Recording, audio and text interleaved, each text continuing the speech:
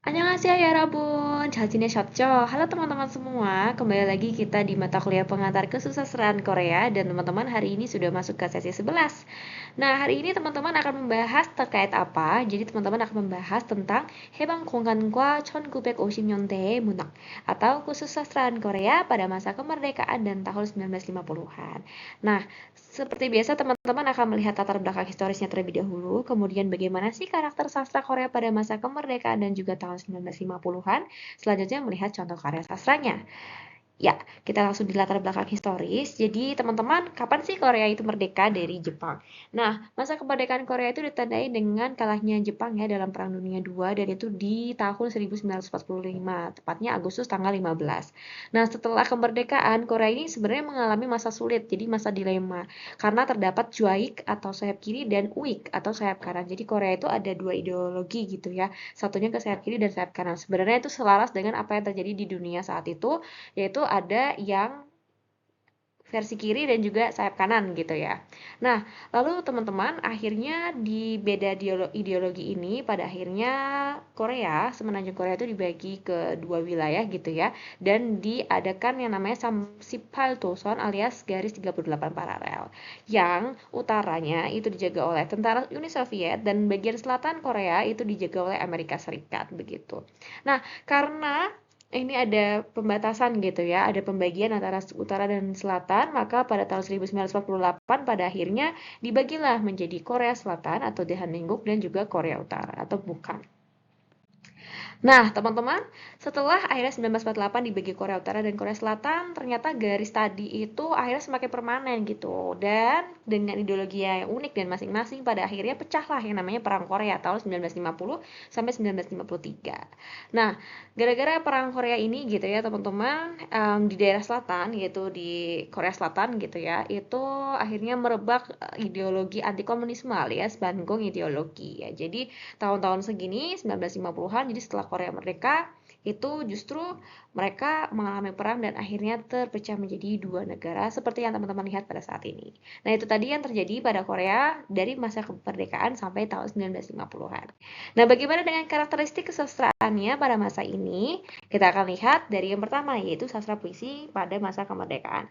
Jadi, teman-teman, pada masa kemerdekaan itu ada tiga penulis yang fenomenal gitu ya. Mereka julukannya adalah Cheongnokpa gitu. Kenapa disebut Cheongnokpa? Itu diambil dari salah satu karya yang mereka gitu ya bernama Cheongnok. Siapa aja orangnya? Cheongnokpa ini ada pertama ada Jo Ji-hoon, kemudian ada Pak Bogwal, kemudian ada Pak Tujin gitu. Dan salah satu karya representatifnya dari Pak Tujin yaitu He. Nah, He ini menceritakan, merepresentasikan tentang bahagianya gitu ya masyarakat Korea yang akhirnya mendapatkan masa kemerdekaan gitu ya setelah sudah lama dijajah oleh Jepang.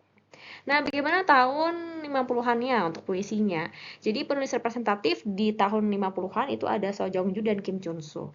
Nah, kalau Seo Jong-ju sendiri teman-teman itu puisi-puisinya merepresentasikan bahwa adanya sikap penerimaan terhadap sulitnya hidup pasca kemerdekaan. Jadi kan seperti yang kita tahu ya bahwa habis kemerdekaan itu pasti banyak sekali kebingungan gitu ya masyarakat saat itu juga mempertanyakan ini akhirnya kita mau dibawa kemana nih pemerintahannya seperti itu.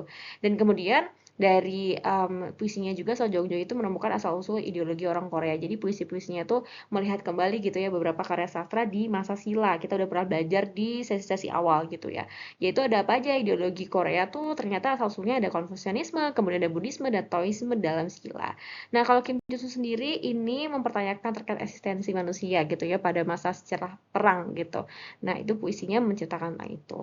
Nah, itu tadi untuk puisi. Bagaimana dengan sastra prosa Korea?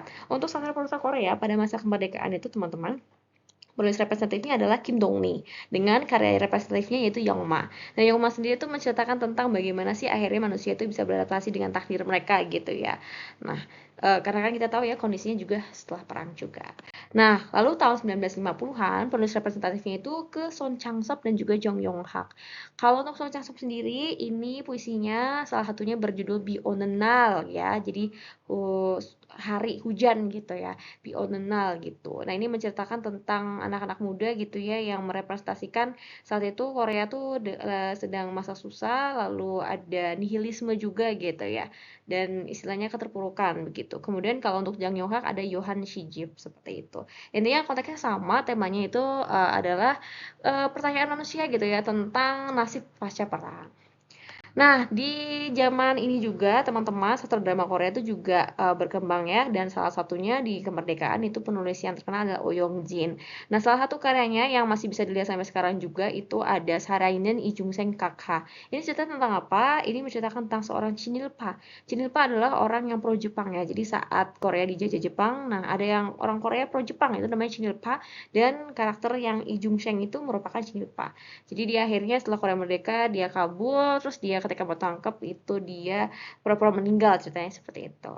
Nah, oke, jadi teman-teman bisa lihat ya bahwa di tahun 1950-an termasuk semasa kemerdekaan itu tema karya sastranya itu lebih tentang bagaimana masyarakat Korea terbentuk setelah kemerdekaan dan juga setelah pasca perang Korea gitu ya. Bagaimana mereka akhirnya mencari arti kehidupan, terus bagaimana mereka merepresentasikan tentang keterpurukan mereka gitu ya, dan kebingungan mereka begitu ya untuk nasib negara mereka selanjutnya. Oke teman-teman, selanjutnya nanti teman-teman akan melihat video terkait karya sastra di masa ini. Jangan kemana-mana. Kalau begitu, terima kasih. Kamsahamnida.